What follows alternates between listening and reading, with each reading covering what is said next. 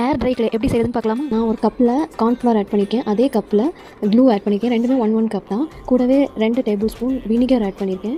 அதே மாதிரி 2 table spoon cooking oil நான் யூஸ் பண்ணியிருந்தேன். என்கிட்ட பேபி ஆயில் இல்லாததுனால நான் குக்கிங் ஆயில் யூஸ் பண்ணியிருக்கேன். அதுக்கப்புறமா இதை நம்ம ஸ்டவ்வில் வச்சுட்டு அதை வந்து ஹீட் பண்ணணும். ஹீட் பண்ணிக்கிட்டே இருக்கும்போது அது மெல்ல மெல்ல அப்படியே கட்டியாக ஆரம்பிக்கும். அந்த ஸ்டேஜில் நம்ம வந்து பேன்லேயே தொட்டு பார்க்கலாம். அப்போ நம்ம கையில் வந்து ஒட்டி பிடிக்காது.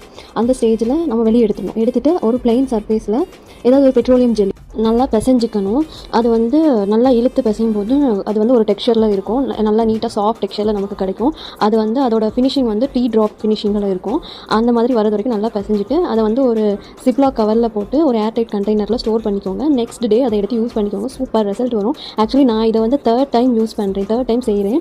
நீங்களும் வீட்டில் செஞ்சு பாருங்கள், செம்மையாக வரும். செஞ்சு பார்த்துட்டு எனக்கு கமெண்ட்டில் சொல்லுங்கள் எப்படி வந்துச்சு அப்படின்னு சொல்லிட்டு. இந்த வீடியோ உங்களுக்கு யூஸ்ஃபுல்லாக இருந்துச்சு அப்படின்னா எனக்கு என்னோடய வீடியோக்கு லைக் பண்ணுங்கள், கமெண்ட் பண்ணுங்கள். தேங்க்யூ.